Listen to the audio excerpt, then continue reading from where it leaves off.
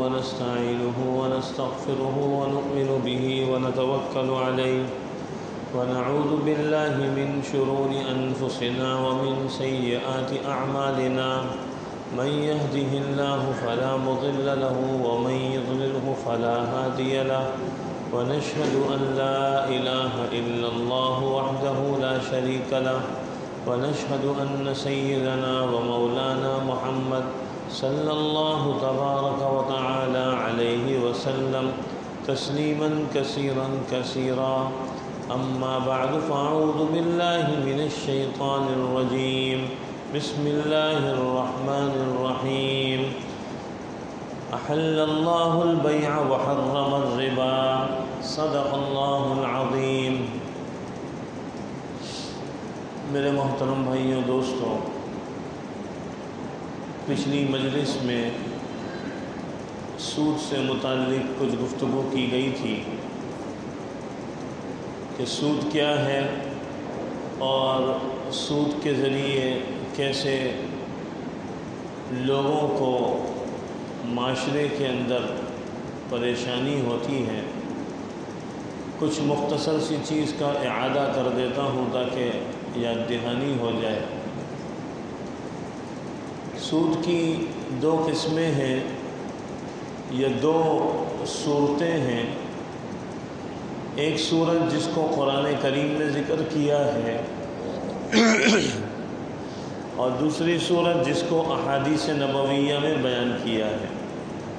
جس صورت کو قرآن کریم نے ذکر کیا اس کو ربا القرآن کہتے ہیں، ربا القرض کہتے ہیں، جس کا مفہوم اور خلاصہ یہ ہے کہ ایک آدمی کسی کو کوئی رقم بطور قرض کے دے دے اور اس کو کہے کہ میں تمہیں یہ رقم دے رہا ہوں، اتنی مدت کے بعد جب یہ رقم واپس لوں گا تو اس پر اتنا اضافی تم سے میں نقد وصول کروں گا.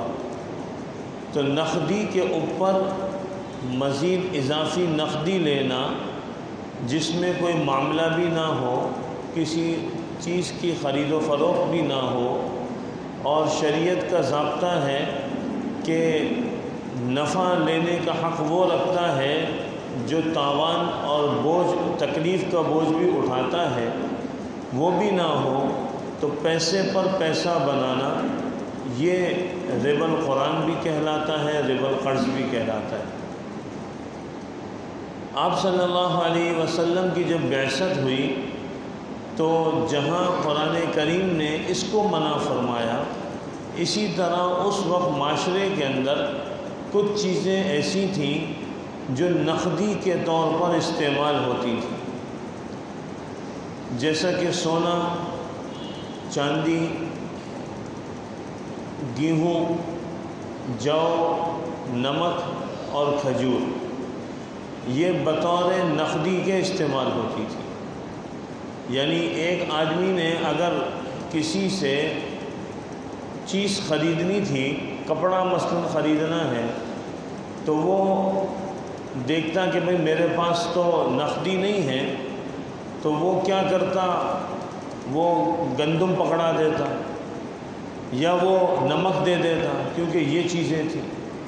تو آپ صلی اللہ علیہ وسلم نے اس میں ایک ضابطہ بتایا کہ یہ جو 6 چیزیں ہیں جو کہ اس وقت معاشرے کے اندر گویا کہ نقدی کی صورت اختیار کر گئے ہیں، اگر ان کو آپس میں اگر تبادلہ کرو تو جیسے نوٹ کا نوٹ کے بدلے میں تبادلہ ہو تو اس میں برابری سرابری ضروری ہے اور نقد ہونا ضروری ہے، اور 100 کے بدلے میں 110 نہیں لے سکتے.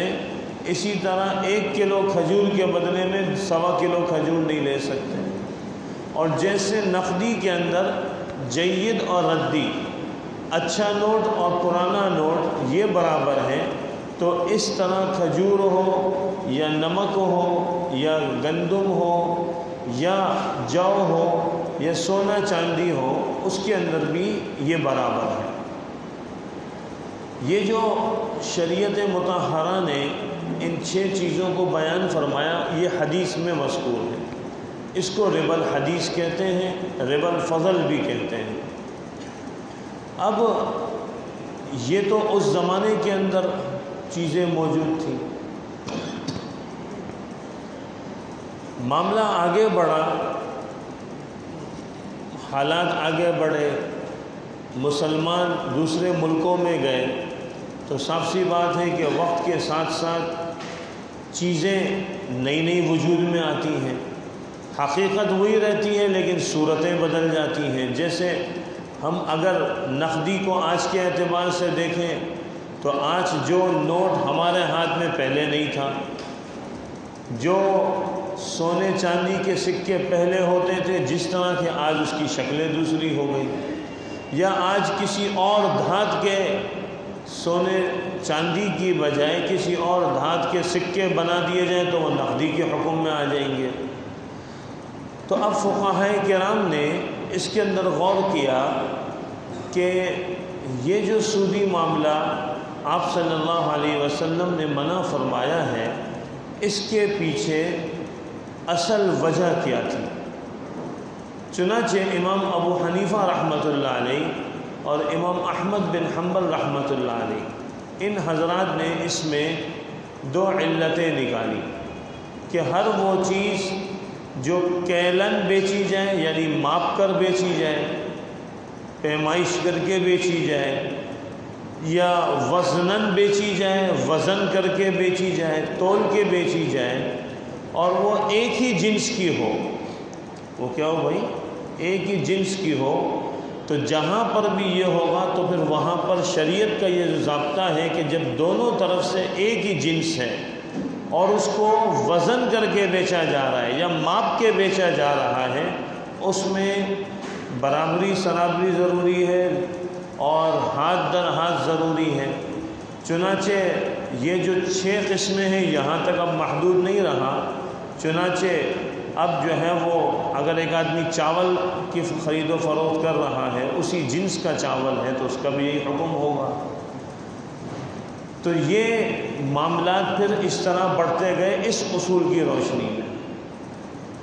اب یہ تو گفتگو میں نے پچھلی مجلس میں تفصیل سے عرض کر دی تھی۔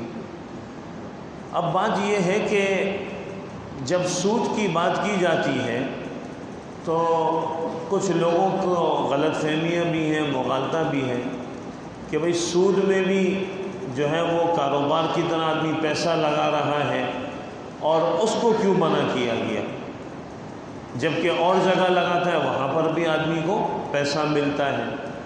تو بات یہ ہے کہ جو آدمی کسی جگہ قرض کے طور پر رقم دے رہا ہے، وہ وہاں پر کوئی ذمہ داری نہیں اٹھاتا، ذمہ داری سے وہ کیا ہوتا ہے؟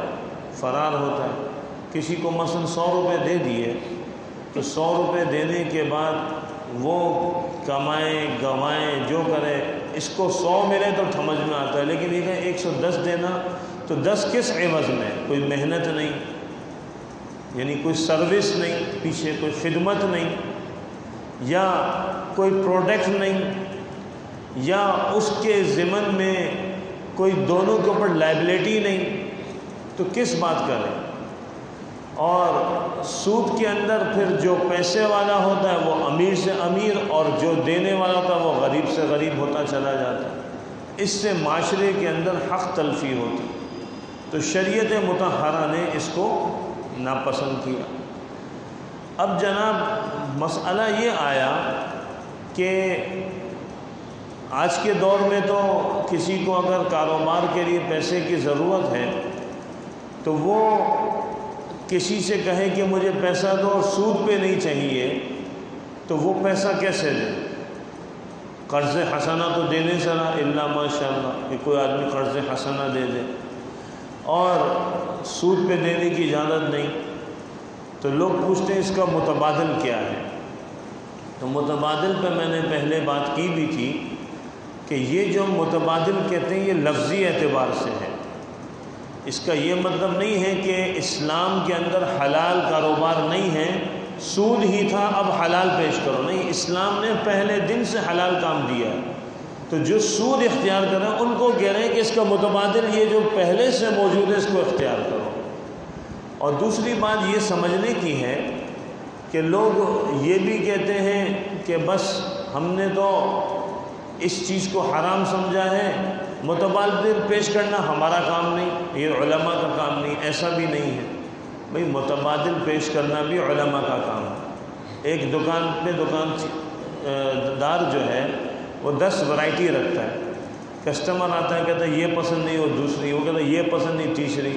مٹھائی والے کے پاس جائیں تو وہ 10 قسم کی مٹھائی رکھتا ہے، کیک والا 10 قسم کے کیک رکھتا ہے، جوتے والا 10 قسم کے جوتے رکھتا ہے، کپڑے والا 10 قسم کے کپڑے رکھتا ہے۔ اور اگر کوئی مفتی صاحب متبادل نہ بتائے تو یہ ان کی غلطی، اور مفتی صاحب کوئی صحیح رستہ بتائے تو کہتے ہیں مفتی صاحب مجھے حیلہ سکھا رہے ہو۔ بھئی حیلہ نہیں سکھا رہے ہیں، آپ غلط ٹریک پہ چڑھ رہے ہیں، آپ کو بتایا جا رہا ہے۔ مثال اس کی ایک اور یوں سمجھ لیں کہ ایک آدمی شوگر کا مریض ہے اور وہ مٹھائی والے کے پاس جائے اور کہے مجھے شوگر ہے، مجھے جو ہے نا میٹھا بھی کھانا ہے، تو وہ شوگر فری دے دے گا۔ بولیں گے یار بڑے عجیب آدمی یار، آپ مجھے جو ہے نا مٹھائی کھلا رہے ہو، میری جان سے کھیل رہے ہو۔ بھائی وہ الٹرنیٹ آپ کے لیے ہی بنایا ہے، ایسے وقت کے لیے ہی بنایا ہے۔ تو شریعت مطہرہ اور شریعت کا ماہر مفتی یہ خود الٹرنیٹ ضرور بیان کرتے اور اسلام میں موجود ہے۔ اب مسئلہ یہ ہے کہ امانت داری اور دیانت داری کا فقدان ہے اور لوگوں کو لوگوں پر اعتماد نہیں ہے۔ اس لیے جب متبادل کی بات کی جاتی ہے تو متبادل گرچہ قابل عمل ضرور ہے، لیکن امانت داری دیانت داری کے فقدان کی وجہ سے وہ دیر پا نہیں چل سکتی۔ بات سمجھ رہے نا، وہ دیر پا نہیں چل سکتی، اور اس میں کیا ہوتا ہے پھر آدمی جو ہے وہ سرمایہ ڈبا بیٹھتا ہے۔ تو چند متبادل میں عرض کر دیتا ہوں جو شریعت مطہرہ نے پیش کیے ہیں۔ سب سے پہلا جو معاملہ ہے وہ شراکت داری کا ہے، جس کو ہم پارٹنرشپ کہتے ہیں۔ شریعت مطہرہ یہ کہتی ہے کہ یہ آدمی جو کاروبار کرنا چاہتا ہے اس کے پاس تھوڑا سا سرمایہ ہے، دوسرا آدمی وہ چاہتا ہے کہ میرے پاس زیادہ سرمایہ ہے، میں بھی جو ہے نا کچھ اس سے کماؤں۔ تو شریعت یہ کہتی ہے کہ بھائی تم اس کے ساتھ پارٹنر بن جاؤ، اس کے سارے کام کے اندر دونوں مل کے پیسے لگا لیں۔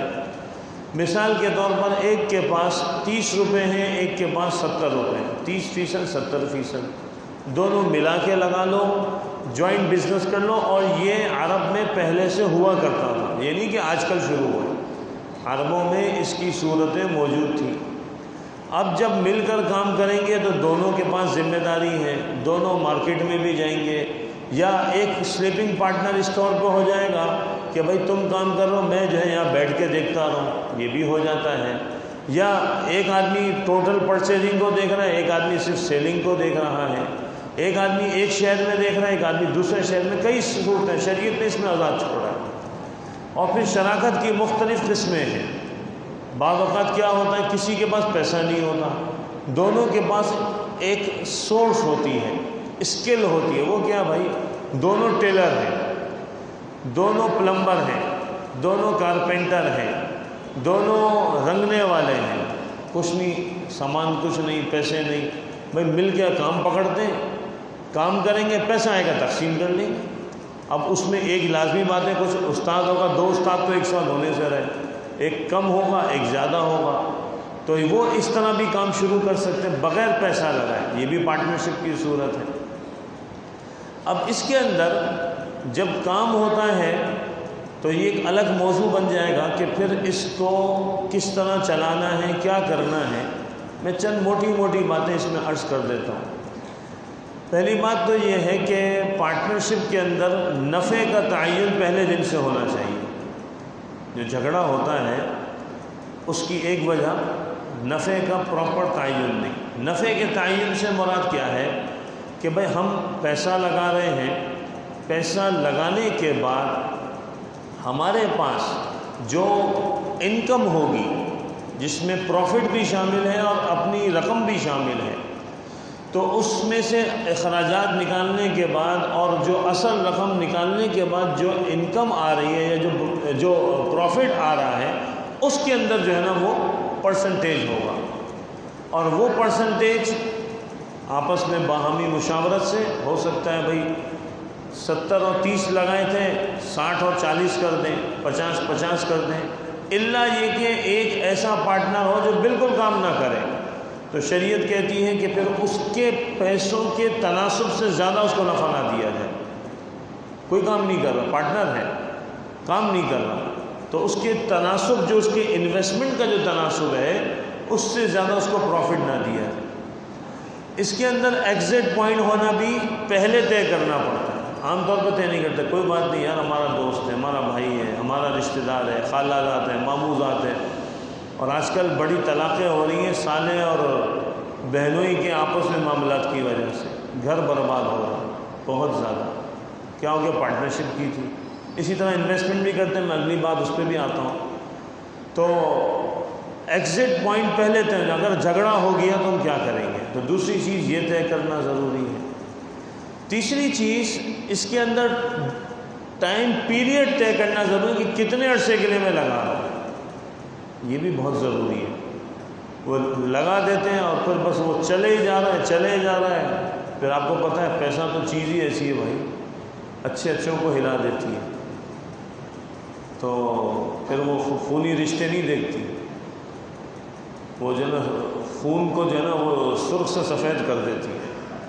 تو آدمی اس میں ڈیوریشن طے کرے، بھائی اتنے عرصے میں ہم لاک کریں گے، حساب فائنل کریں گے، پھر اگلا سوچیں گے کہ بھائی یہ پروفٹ میرے پاس آ کے ادھر انویسٹمنٹ یہ نہیں، اب اگلا کنٹینیو کریں۔ عام طور پہ یہ بھی نہیں کیا جاتا۔ اچھا، ایک اور چیز جس کی وجہ سے عام طور پر پارٹنرشپ بالکل تباہی کا شکار ہو جاتی ہے، وہ یہ ہے کہ آج تو 2 پارٹنر لگے، چلتے رہے 1 سال 2 سال 5 سال 10 سال، اب بچے آنا شروع ہو گئے، بچے چھوٹے تھے، بچے کب تک چھوٹے رہیں گے، 10 سال بعد تو بڑے ہو جائیں گے، اب جب بڑے ہوتے ہیں تو وہ بیچ میں آنا شروع ہو جاتے ہیں، تو یہ چیز آنے سے پہلے معاملات کلیئر ہونے چاہیے، ورنہ اس سے بھی جھگڑے ہو جاتے ہیں۔ اچھا، اگر کاروبار میں لاس ہو جائے تو اب نقصان کی کیسے بھرپائی ہوگی؟ تو شریعت مطہرہ یہ کہتی ہے الربح علی ما اصطلح والوضیعۃ بقدر المال، کہ نفع تو باہمی جو انہوں نے طے کیا ہے اس کے اعتبار سے رکھ سکتے ہیں، مثلا 50-50 رکھ دیا، انویسٹمنٹ تھی 70-30، لیکن اب جب نقصان ہوا تو اب کیا ہوگا، تو اس میں جس کا جتنا سرمایہ ہے اس پر نقصان بھی اتنا ہی ہوگا۔ 70% والا 70% نقصان برداشت کرے گا، 30% والا 30% برداشت کرے گا اس نقصان کا۔ یہ نہیں کہا جائے گا کہ بھائی ہمارے پروفٹ میں ہم جو ہے نا وہ کیا ہیں 50-50 ہے تو لاس میں 50-50 ہے۔ یہ جو جملہ کہا جاتا ہے نا نفع نقصان میں برابر کے شریک، یہ برابر رقم یا تناسب نہیں ہے، برابر ذمہ داری کے شریک ہیں۔ بات سمجھ میں آ رہی ہے نا؟ لوگ بولتے ہیں نفع نقصان میں تو برابر کے شریک، ہاں بھائی برابر کے شریک ہیں بقدر سرمائے کے جو اس کو ذمہ داری ہے اس کے، نہ یہ کہ بقدر اماؤنٹ کے۔ اب مثال کے طور پر ایک آدمی نے 20 روپے لگائے، ایک نے 80 روپے لگائے، اور نیچے چلے جائیں اور نقصان اتنا زیادہ ہو گیا تو اور پروفٹ ریشو انہوں نے 50-50 رکھا تھا، تو جب لاس پہ جائیں گے تو 20 والے کا کیا بچے گا، تو بیچارہ فارغ ہو جائے گا۔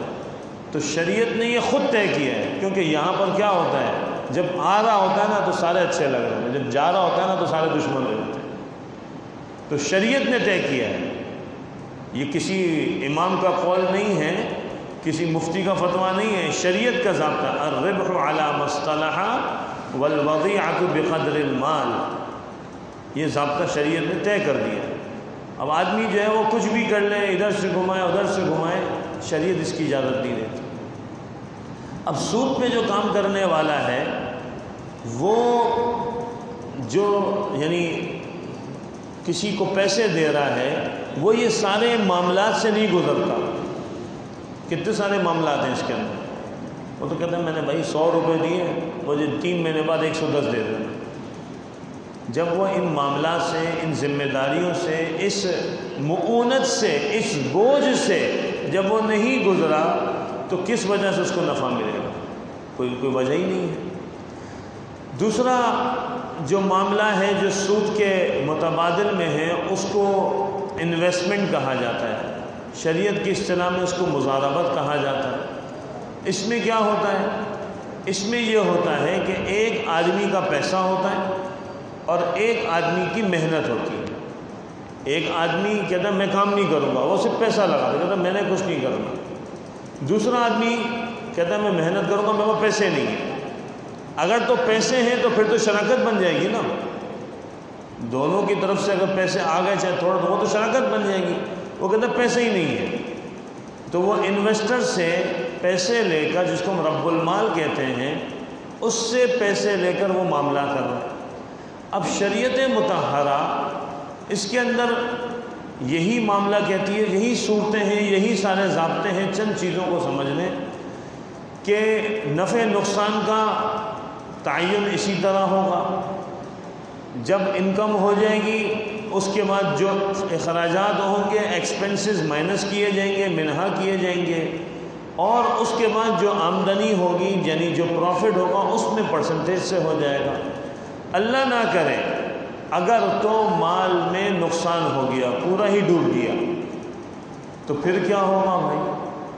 پھر شریعت یہ کہتی ہے کہ اس صورت کے اندر یہ جس کا سرمایہ ہے یہ سرمایہ کا نقصان بھرے گا، اور وہ جو آدمی کام کر رہا تھا اس کی اجرت ماری جائے گی، اس کا نفع اس کو کچھ نہیں، اس کی محنت برباد ہوگی. وہ یہ نہیں کہے گا میری محنت کے محنتانہ دے دو، اس کو محنتانہ نہیں ملے گا، اس کا سرمایہ جائے گا، کیونکہ اس کی محنت تھی، اس کی رقم تھی. تو دوسری صورت شریعت نے یہ دی، اس کا بھی ایک تفصیلی موضوع ہے کہ مضاربت میں کیا ہو، کیسے ہو. اور یہ جو شراکت اور مضاربت یہ تقریباً کوئی 3 گھنٹے کی کچھ ایک الگ سے پریزنٹیشن ہے پوری تفصیل سے. تو وہ انشاءاللہ 7 مہینے کے بعد، 8 مہینے کے بعد، ٹھیک ہے نا؟ تو میں ہوں گا نہیں نا تو. اچھا، اس کے بعد جو ہے ایک صورت ہے جس کو شریعت کہتی ہے مرابحہ. مرابحہ کس کو کہتے ہیں؟ مرابحہ کی صورت یہ ہوتی ہے کہ آپ کو پتہ ہے کہ میں نے یہاں پیسے دیے اور 3 مہینے بعد یہ واپس کرے گا، تو یہ تو پتہ نہیں کیسے لگائے گا، معاملہ کرے گا نہیں کرے گا. چونکہ لوگوں کو بہت، لیکن میں نے آپ کو شروع میں کہا کہ امانت و دیانت کا فقدان ہے. لوگ 2 نمبری سے باز نہیں آئیں گے.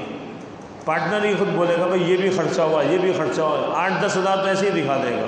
یہ تو کوئی مشکل ہی نہیں آج کے دور میں دکھانا. چھوٹے چھوٹے خرچے ایسے دکھا دیں گے. تو پھر کیا کریں بھائی؟ اب اس آدمی کے پاس پیسے نہیں ہیں، اس کو پیسہ چاہیے، سود پہ تو لے نہیں سکتا. تو شریعت نے 2 مین جو سبجیکٹ کہہ لیں یا 2 مین بزنس وہ تو یہی دیے ہیں، شراکت اور مضاربت. لیکن یہ لانگ ٹائم ہے، لمبا عرصہ چلیں گے، اس میں مستقل حساب رکھنا ہے. تو شریعت نے ایک تیسرا راستہ دیا جو مرابحہ تھا. مرابحہ کیا ہے کہ مثال کے طور پر کامران بھائی ہیں، انہیں ضرورت ہے ایک سامان خریدنا. سامان کتنے کا ہے بھائی؟ سامان 100 روپے کا ہے. اب یہ کہتے ہیں کہ میرے پاس تو پیسے نہیں ہیں. دکان والا کہتا ہے کہ اگر ادھار لوگے تو 100 روپے کا، نقد لوگے تو 85 روپے کا. اچھا بھائی، اب یہ کہاں سے لے کر آئیں؟ تو یہ اپنے ایک دوست کے پاس جاتے ہیں، مثلا عبداللہ کے پاس جاتے ہیں اور کہتے ہیں بھائی مجھے پیسے چاہیے. وہ کہتا ہے کہ بھائی کیسے، کیا معاملہ کرو گے؟ تو یہ کہتے ہیں کہ بھائی میں اس پیسے سے یہ چیز خریدوں گا جو 85 کی آ رہی ہے، اور میں نہیں خریدوں گا، آپ خریدیں یا اپنے کسی آدمی کے ذریعے خریدوائیں، ٹھیک ہے؟ اور وہ چیز مجھے آپ 95 میں بھیج دیں. تو ان کو تو 5 روپے کی بچت ہو گئی نا. ادھار لیتے تو 100 کی، یا 90 کر دیا، یا 93 کر دیا، جو بھی بیچ کے ایک ریشو میں تھے. وہ چھوٹی سی مثال سے سمجھا. اور آپ کو یہ چیز آپ 85 میں لے کے 5, 6, 7, 8, 10 روپے جو بھی اپنے حساب سے سمجھتے ہیں، ایک نفع متعین کر دیا. کاسٹ پہ جو پروفٹ متعین ہو جاتا ہے اس کو مرابحہ کہتے ہیں. کیونکہ اس میں ربح جو ہے نفع متعین ہو گیا۔ تو اب وہ صاف سی بات ہے، آدمی کیلکولیشن کرتا ہے کہ بھائی یہ میں لے رہا ہوں، تو پوچھتے ہیں کہ بھائی کتنے عرصے میں پیسے دو گے؟ کہتا ہے 3 مہینے میں۔ تو وہ کہتا ہے کہ بھائی ایسا ہے تو بھائی 3 مہینے میں، مثال کے طور پر وہ حساب لگاتا ہے کہ بھئی یہ رقم میں 3 مہینے اگر کاروبار میں گھماؤں تو مجھے اس پر اتنی اماؤنٹ ملنی چاہیے اس پوری رقم پہ۔ اور یہ جو آدمی ہے یہ سمجھتا ہے کہ بھئی مجھے یہ رقم ملے گی، جب میں کروں گا تو میں اپنا بھی تو سرکل گھمائے گا نا یہ اس پیسے سے۔ تو وہ کہتا ہے بھئی ایسا کرو، میں 85 کی خرید رہا ہوں اور تمہیں 110 کی بیچتا ہوں۔ کہتا ہے ٹھیک ہے تیار ہوں، چونکہ اس کو پتہ ہے میں 2 ٹائمز اور گھما لوں گا ان پیسوں کو۔ تو کہنے کو ادھار سے مہنگا ہے لیکن پیسے ہاتھ میں آ گئے۔ بات سمجھ میں آ رہی ہے نا؟ تو زیادہ بھی ہو سکتا ہے، کم بھی ہو سکتا ہے، وہ آدمی کی ڈیلنگ کے اوپر ہے، نفع متعین۔ اب اس نے خود جا کے خریدا، عبداللہ نے جو پیسے لگا رہا تھا، یا اپنے آدمی کو بھیج دیا کسی وکیل کو، اس نے وہی دکان پہ وہیں کھڑے کھڑے بھائی یہ مال ہے یہاں خریدا، اسی بل پر ایڈ کیا اتنی اماؤنٹ، اس کو پکڑا دیا، 1 منٹ میں رسک منتقل کی۔ یہ رسک جو آیا تو شریعت نے اس کو اختیار دیا عبداللہ کو کہ نفع لے سکتا ہے۔ رسک آیا نہیں آیا اس کے پاس، چاہے وہ 1 منٹ کا ہی کیوں نہ ہو۔ یعنی کہ ابھی یہ جو مال اس دکان پہ رکھا ہوا تھا، اللہ نہ کرے اس پہ کوئی آفت آ جاتی تو کیا ہوتا، کس کا نقصان ہوتا؟ یہ عبداللہ کا ہوتا، کامران کا نہیں ہوتا۔ تو جب اس نے رسک اٹھایا، الغرم بالغنم والخراج بالزمان، جب اس نے رسک اٹھایا تو شریعت نے اس کے لیے کیا کر دیا، یہ نفع کی اجازت ہو گئی۔ اب یہ پروڈکٹ بیچ میں پڑی ہے، پروڈکٹ کے اوپر یہ جو ہے نا اس سے نفع کما رہا ہے، تو یہ شریعت میں جائز ہے، کوئی حرج نہیں ہے۔ یہ 3 صورتیں ہو گئی۔ چوتھی ایک صورت ہے، اور وہ عرض کر کے میں بات ختم کرتا ہوں، وہ ہے اجارے کی صورت، لیزنگ کی صورت ہے۔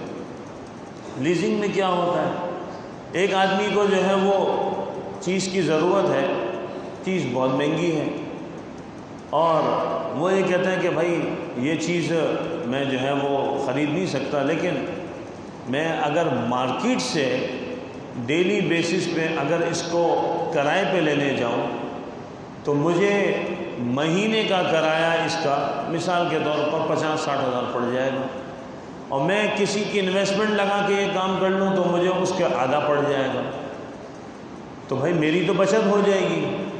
اب وہ چیز خرید کر، اب چاہے وہ مکان ہے، چاہے وہ دکان ہے، چاہے وہ گاڑی ہے، چاہے وہ مشینری، آج کل مشینری میں بہت زیادہ ہو رہا ہے یہ معاملہ کہ مشینیں بڑے بڑے پلانٹ خرید لیتے ہیں، چلاتے ہیں لیز کے اوپر، اور ایک عرصے کے بعد وہ ان کا کام بھی ہوتا ہے اور ان کی پوری قیمت بھی جو ہے نا وہ مشین کی باہر آ جاتی ہے، اور جب بیچتے جاتے ہیں تو وہ بک بھی جاتا ہے تو وہ نفع میں آ جاتے ہیں، اور اس کے اوپر پورے جو ہے وہ کام لوگ کر رہے ہیں۔ یہ بھی ایک انویسٹمنٹ کا طریقہ ہے، اس کو کرایہ ملتا ہے، ایسٹ اپنی جگہ موجود ہوتا ہے، گھر سے ڈیپریشیٹ تو ہو رہا ہے لیکن اس کے ساتھ یہ معاملہ چلتا رہتا ہے۔ تو یہ 4 بنیادی قسمیں ذکر کی۔ اب یہاں پر چونکہ جب سود اور اس کے متبادل کی بات آتی ہے تو 2 مسئلے لوگ بہت پوچھتے ہیں۔ ایک مسئلے کو میں اجمالاً عرض کروں گا، ایک کو تھوڑا وضاحت سے عرض کروں گا۔ پہلا مسئلہ لوگ پوچھتے ہیں کہ بھائی بینک کے ساتھ معاملہ کرنا، پھر اسلامی بینک کے ساتھ معاملہ کرنا، اس کا کیا حکم ہے؟ تو بھائی بینک ہو گیا یا اسلامی بینک ہو گیا، ان کے ساتھ معاملہ کرنا، سب سے پہلے تو یہ دیکھنا ضرورت ہے کہ میں واقعتاً اس کا ضرورت مند اور محتاج بھی ہوں یا نہیں۔ جیسے عام حالات میں، عام صورت میں قرضہ لینے کی اجازت نہیں ہے، تو بینک سے لینے کے لیے آدمی ویسے ہی پہنچ جائے جبکہ ضرورت نہ ہو، پیسے رکھے ہوئے لیکن گاڑی خریدنی ہے، کس پہ بھائی؟ لیز پہ نکلوانی۔ کیوں نکلوانی ہے بھائی؟ شریعت نے اس کو پسند نہیں کیا، چاہے سودی بینک ہو چاہے اسلامی بینک ہو۔ اب ایک آدمی جانا چاہ رہا ہے تو سودی بینک پہ تو سب کا اتفاق ہے، اسلامی بینک پر ہمارے علماء کا ایک طبقہ ہے وہ اس کی اجازت دیتا ہے، تو بھائی جس کو پھر جس کے فتوے میں اعتماد ہو وہاں جا کے عمل کر لیں۔ اس پہ بھی بار بار پوچھتے رہے بھائی وہ یوں کہہ رہے ہیں تو وہ یوں کہہ رہے ہیں۔ بھائی مریض جب ہاسپٹل میں ہوتا ہے، ایک کہتا ہے آپریشن کراؤ، ایک کہتا ہے نہ کرو، تو ہم وہاں جا کے کیا کرتے ہیں؟ جس پہ دل ٹھکتا ہے نا اسی پہ چلے جاتے ہیں، باہر ڈنڈورا نہیں پیٹ رہے ہوتے ہیں، بھائی ڈاکٹر یوں کہہ رہے ہیں میں کیا کروں، اور سوشل میڈیا پہ ٹیگ نہیں کر رہے ہوتے ہیں اور جو ہے نا کیمپین نہیں چلا رہے ہوتے ہیں، اور عدالت میں کیس ہو، دو وکیل الگ طرح لڑ رہے ہوں، ایک یہ کہ یہ کرو ایک یہ، تو ہم دنیا میں شور نہیں مچاتے۔ تو بھائی اسی طرح یہ بینکاری کا مسئلہ جو علماء کے درمیان جو اسلامی بینکاری کا ہے، یہ ایک علمی مسئلہ ہے، جس کا جہاں پر اعتماد ہے وہاں جا کے عمل کر لیں۔ ہم کون ہوتے ہیں اس میں بھی فیصلہ کر لیں۔ ایک مسئلہ جو ہمارے ساتھ آج کل پیش آتا ہے، لوگوں کے پاس عام طور پہ یہ چیز بہت بڑھ گئی ہے، وہ مسئلہ آتا ہے قسطوں پہ چیزیں لینے کا۔ لوگ اس کا بھی بہت پوچھتے ہیں کہ بھئی ہم قسطوں پہ لیں تو کیا کریں، لیکن قسطوں پہ جب آدمی چیز لیتا ہے انسٹالمنٹ پر، اس کے اندر ہوتا کیا ہے؟ مثال کے طور پہ ایک آدمی واشنگ مشین خریدنے گیا، مشین تھی 20,000 روپے کی۔ اب جناب دکان والے نے کہا کہ بھئی کیش پہ خریدو گے تو 20,000، ادھار پہ لوگے تو میں اس کی قسطیں بنا دوں گا 12 مہینے کی، اور 1 سال کے اندر آپ نے اتنی رقم دینی ہے۔ اب 20 نہ سمجھیں، آپ سمجھیں 24,000 کی اگر مشین ہے، وہ کہتا ہے میں آپ سے 36,000 روپے لوں گا۔ اب یہاں پر معاملہ بھی ہوا نہیں ہے، ابھی بات ہو رہی ہے، یہ سمجھے مسئلہ۔ لوگوں کو یہاں بڑا اشکال ہے کہ ابھی تو آپ نے سود پہ کہا کہ یوں نہیں کر سکتے اور مدت کے اوپر پیسہ نہیں لے سکتے، یہاں کیوں لے رہے ہیں؟ ابھی معاملہ ہوا نہیں ہے۔ وہ کہتا ہے بھائی دیکھو یہ کیش لو گے ابھی لے جاؤ اٹھا کے تو یہ ریٹ، ادھار پہ لو گے تو یہ ریٹ، جیسے مارکیٹ میں ہوتا ہے ادھار پہ کیش کے ریٹ یہ ہیں، ادھار کے یہ، تو ہم کہتے ہیں نہیں ادھار پہ لیں گے، کہتے ہیں بھائی پھر یہ نا اتنے کی دوں گا۔ اب یہ معاملہ جب ادھار کا طے ہوا تو پیمنٹ شیڈیول طے ہوتا ہے، کیسے پیمنٹ کرو گے؟ 12 مہینے میں دوں گا، ہر مہینے 3,000 روپے۔ اچھا بھائی ٹھیک ہے، تو وہ 36,000 کی وہ چیز بنا دی، ہر مہینے 3,000۔ اب یہ معاملہ چونکہ طے ہو گیا، 36,000 پہ وہ چیز خریدی گئی ہے، اب 24 پہ نہیں خریدی گئی، لہذا یہ معاملہ یہاں لاک ہو گیا۔ اب یہ آدمی جو خریدار ہے یہ اس کو 24 نہیں کر سکتا، اور 36 والا یہ نہیں کہہ سکتا کہ ڈالر کے ریٹ بڑھ گئے تو جناب نے ریٹ بڑھا کے اس کو جو ہے نا وہ 40 پر اور 46 پہ، وہ وہاں نہیں لے جا۔ یہ ریٹ جس پر معاملہ کرتے وقت لاک ہو گیا، یہ اس کی پرائز ہے۔ اب اس کے اندر اگر وہ لیٹ کرتا ہے یا کسی وجہ سے پیمنٹ میں تاخیر ہوتی ہے تو یہ دکان والا کوئی اضافی رقم نہیں لے سکتا، یہ نہیں کہہ سکتا کہ تم جو ہے وہ مجھے جو ہے وہ اضافی رقم دو، یہ اس سے اضافی رقم نہیں لے سکتا، کہ یہ جائز نہیں ہے۔ تو یہاں پہ معاملے کو لاک کرنا ضروری ہے۔ لوگ اس صورت کو سود کے ساتھ جوڑتے ہیں کہ تو سود لے رہا ہے، سود نہیں لے رہا، یہ ادھار کے ریٹ ہے، آپ کیش پہ لے لو۔ اچھا یہ بعض اوقات ہو جاتا ہے، یہ دکان والے کا احسان ہے۔ وہ کیا ہے بھائی؟ وہ یہ کرتا ہے، وہ ایک آدمی پیسے دے رہا ہے، وہ کہتا ہے کہ بھائی میں آپ کے پیسے دے رہا ہوں اور 6 قسطیں دے دی ہیں، یعنی 18,000 روپے، اور مجھے جو ہے نا باقی دینے ہیں، اب باقی 18 ہی دینے۔ وہ کہتا ہے کہ بھائی میں آپ کو باقی بھی دے رہا ہوں تاکہ میرا معاملہ ختم ہو جائے۔ تو وہ اپنے طور پہ خود کہے، یہ اصرار نہ کرے، خریدار اصرار نہ کرے کہ چلو ٹھیک ہے بھائی تم دے رہے ہو تو 32,000 یعنی تم کو 4,000 ڈسکاؤنٹ، ٹھیک ہے کوئی حرج نہیں۔ یہ اصرار نہ کرے کہ میں چونکہ وقت سے پہلے دے رہا ہوں تو تم اس کی وجہ سے کم کرو، یہ اس کے لیے جائز نہیں ہے، یہ اس کے لیے حرام ہو جائے گا۔ یہ بھی بہت ہوتا ہے بازار میں۔ اور دوسری طرف یہ جو یعنی یہی آدمی جو پیسے دے رہا ہے، جب یہ اس سے اصرار کرے تو اس کو بولے کہ میں نے تم مجھے اس وقت یعنی رعایت دینے کی تم نے مثلا بات کی تھی، مثال ہے۔ اب یہ آدمی جس نے پیمنٹ دینے میں تاخیر کر دی، مہینے میں دینا تھا 1.5 مہینے پہ لے گیا، یعنی سال پہ دینا تھا 1.5 سال پہ لے گیا 18 مہینے میں، تو آج سے 3 مہینے پہلے جو 10,000 کی ویلیو تھی، میرے خیال میں آج وہ 10,000 کی ویلیو 5,000 بھی نہیں رہی۔ دیکھنے کو تو 10 ہے لیکن 5,000 کی بھی چیز نہیں آتی جو اس وقت 5۔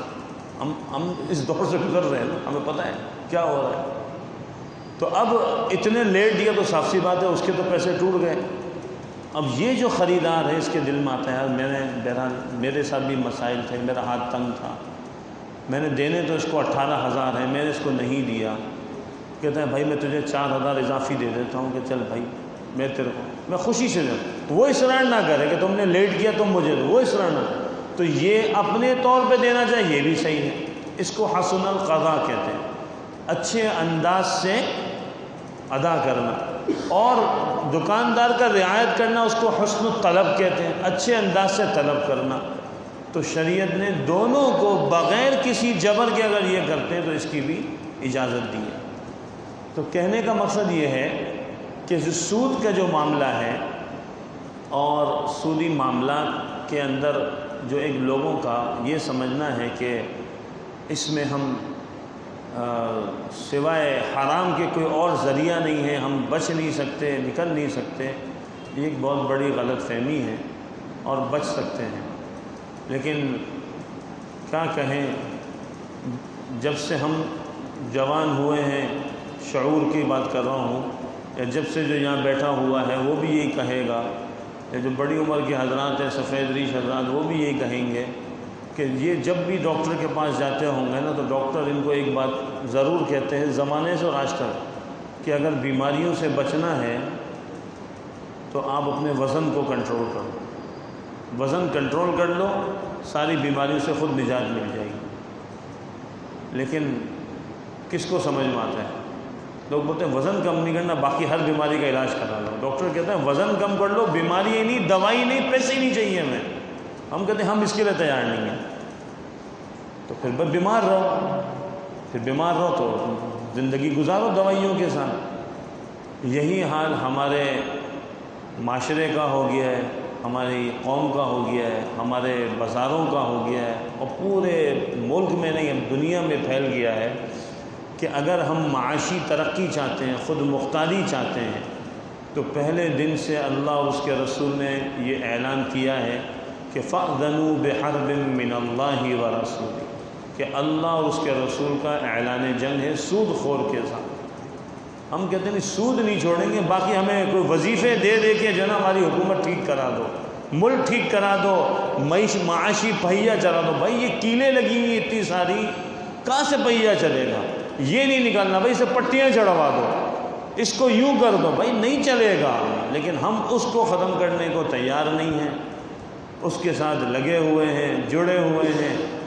تو بھائی پھر وہی مریض والا حال ہے، اس کا بدن مریض ہے، دوائیوں کے باوجود بھی یہ ملک اتنی ساری چیزوں کے ساتھ، یہ کاروبار اتنے ساری رقم کے ساتھ، اتنے انفراسٹرکچر کے ساتھ، اتنی یعنی یوں کہتے ہیں کہ ایسٹس اور شیوع کے ساتھ پھیلا ہوا اور بڑا ہوا ہے، لیکن یہ آگے نہیں بڑھنا. کیوں؟ کیونکہ اس کے اندر سود کا عنصر موجود ہے اور یہ ہمیں بیمار کرتا جا رہا ہے. تو یہ سوچنے کی ضرورت ہے کہ اس سے ہم من حیث الامہ کیسے نکلیں اور اس کو لوگوں کو سمجھائیں. اور یہ میں نے صرف چند صورتیں ذکر کی ہیں، ورنہ تو اور بے شمار صورتیں ہیں جو ہم یوں کہہ لیں نا کہ سود سے نکلنے کی آپ کر سکتے ہیں، بنا سکتے ہیں.